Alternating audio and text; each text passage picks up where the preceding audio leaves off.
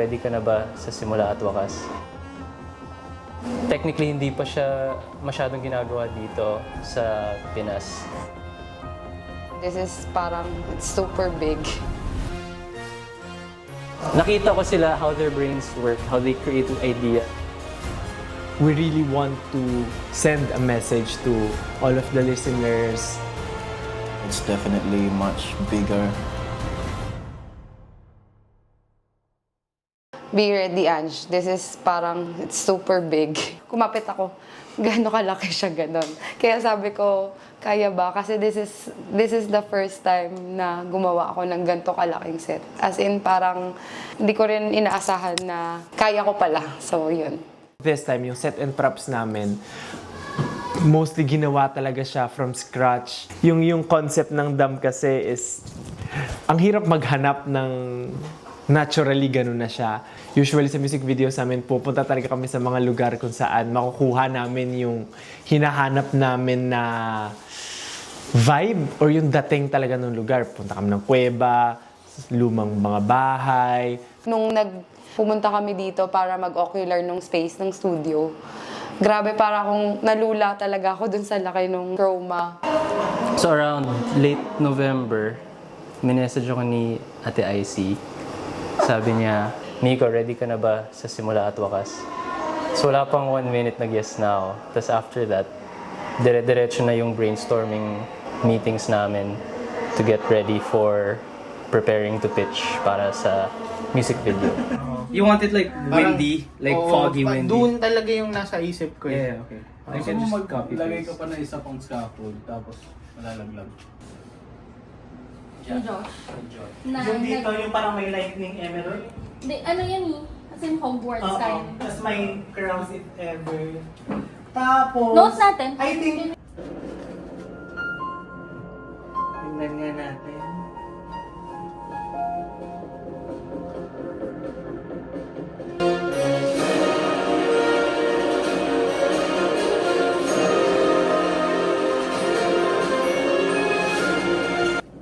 Prisoner. Let's go!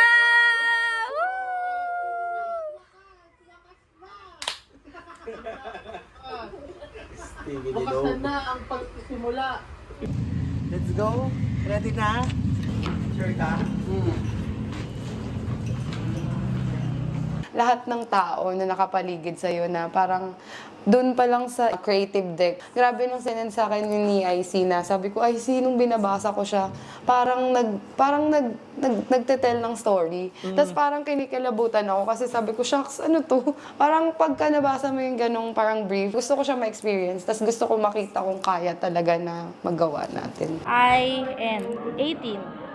ATIN to? Oo, so A, B, C, D, E, F, G, H, I, J, K.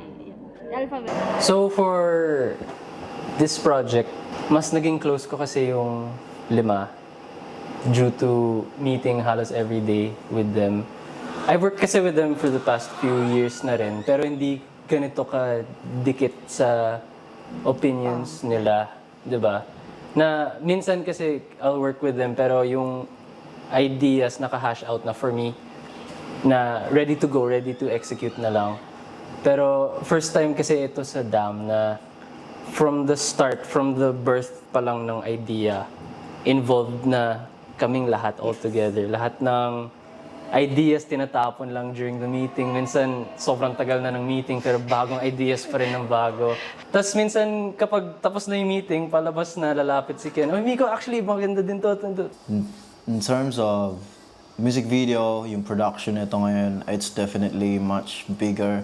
Ganun din sila ka-excited, which is very motivational for us, I'm sure. Yeah. Nakita ko sila how their brains work, how they create ideas.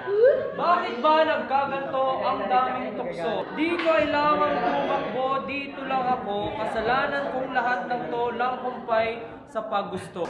Sobrang ganda kasi ng ideas na binabato ng lahat ng kasama sa prod. So, ayokong i-limit sila sa hindi kaya.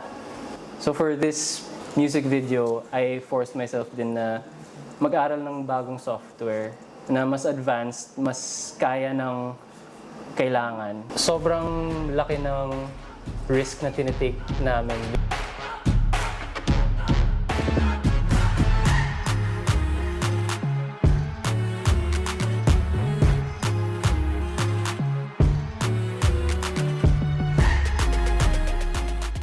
So at first, from the idea to sketch, to asking, to meeting, to meet halfway, kung paano ba siya, kung paano siya idudugtong, kung tama pa ba yung height, kung gaano kalaki. So for me, nung una nag-sketch ako, and then we ask kung hanggang saan yung limit. As in, sobrang tagal kasi ng back and forth namin ni Ange specifically. Tapos sobrang, parang Taas, ang daming restrictions. So parang nag-resort kami to 10 steps. 10 steps. Which means na maglaland yung problem sa akin na magiging mas marami. Mas marami yung i-extend Oo. mo. So, Yeah. sa final output, paano siya magmumukhang never-ending? Yeah. So, hindi lang sa taas ko i-extend, pati sa baba, underneath the floor Yeah. ko i-extend. So parang in between si Oo, Ken. nasa gitna yung build ni Ate Ange. Tapos we decided, kapag kailangan ni Ken maglakad ng matagal, Ulit. pag lapit na niya sa 10th step, bababa na lang ulit siya, tapos maglalakad na lang ulit.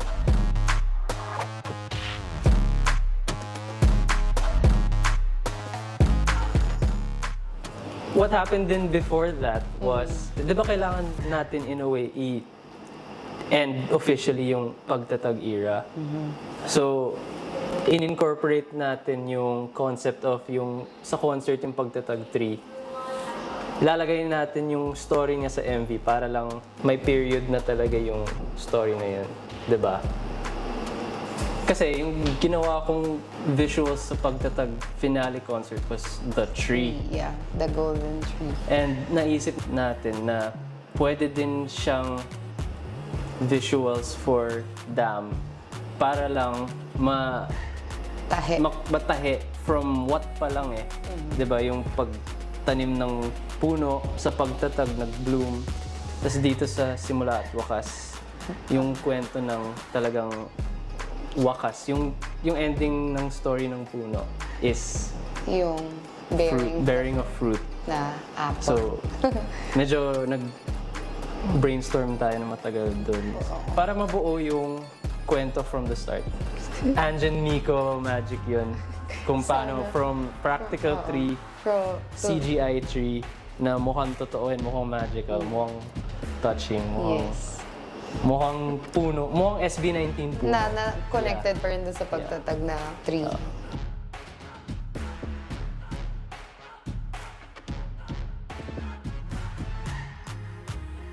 Flip mo na yung page yan. Yan. Yan! Chaotic na! Nice! Happy birthday. Ito yung frame talaga. Yun yung frame. So hindi kita yung mga nasa grace. Pag umansig.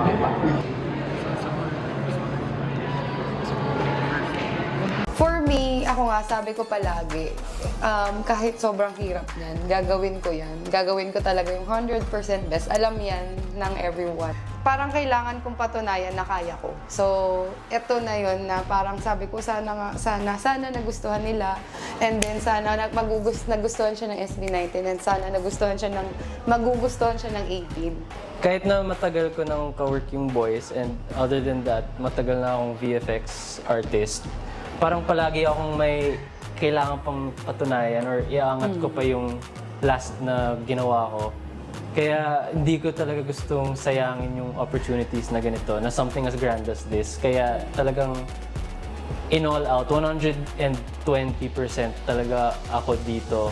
Sana talagang napatunayan namin yung kaya namin kasi as early as now, sobrang proud na talaga kami sa ginawa namin. Sana po nagustuhan niyo yung music video ng Dam and the song itself kasi pinag-effortan namin yon and we really want to send a message to all of the listeners and we want to inspire people. So sana po ay masuportahan nyo, pakinggan nyo and ma-inspire kayo sa ginawa naming kanta at music video.